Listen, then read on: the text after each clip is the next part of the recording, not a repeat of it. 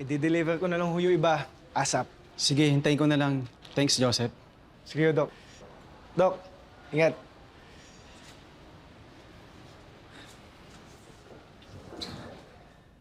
Miss na miss kita.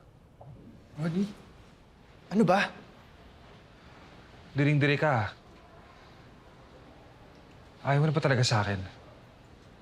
Uy, baka may makarinig sa'yo. Akala ko ba discreet lang tayo dito? Hindi na ako takot na malaman nila. Baka ikaw, takot ka malaman ni Andrea. Teka, akala ko ba ayaw mo ding ipaalam yung tungkol sa atin? Baka na nga kay Kenneth, di ba? Bakit bigla nagbago isip mo? Ikaw ang bigla nagbago. Bigla mo akong titine-text. Bigla mo akong iniiwasan. Kasi hindi ko gusto yung ginagawa mo. Gumagawa ka ng paraan para guluhin si Andrea. Para guluhin kami. Hindi kita maintindihan, Ronnie. Ikaw pilit kitang iniintindi.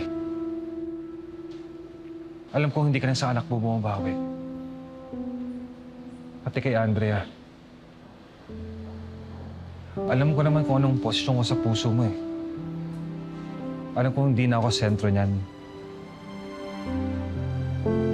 Tanggap ko na kung ano lang ang para sa akin. Hindi ko inaangkin ng buo. Pero huwag mo akong iwan.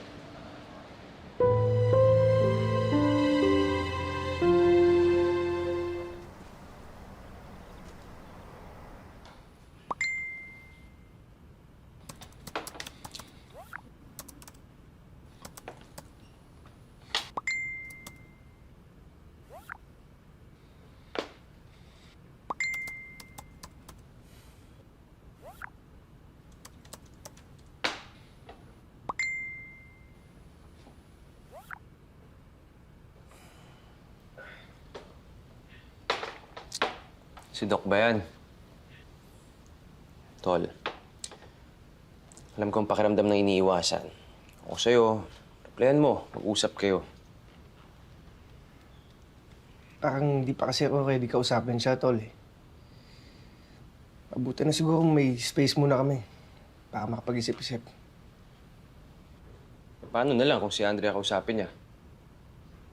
Tol, mas mabuti nang sa'yo manggaling na may relasyon kayo ni Doc kaysa sa iba pa niya malaman. Lah, jowa mo si Doc? Lah, ginagawa mo dito?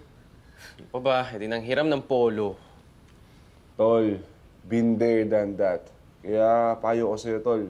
Bago ka pa mabuko, umamin ka na. Tignan mo ako. Tagal ko tuloy sinuyo si Hannah nung nalaman niyo yung totoo. Kala ko nga, hindi na mapapatawad eh.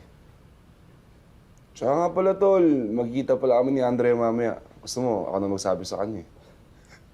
Sira ulo ko talaga eh, no? Sige na, umalis ka na nga. Oh, sige na, Tol. Salamat dito ah. Mukhang mamahalin pa to. Sana, swertein ako. Tol! Pa, ingat.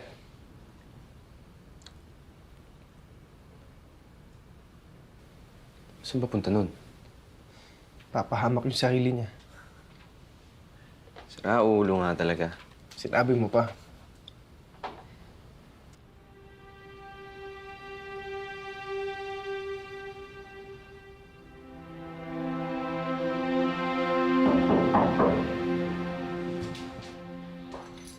Dok, alis na po ako. Sige. Christy. Si Mr.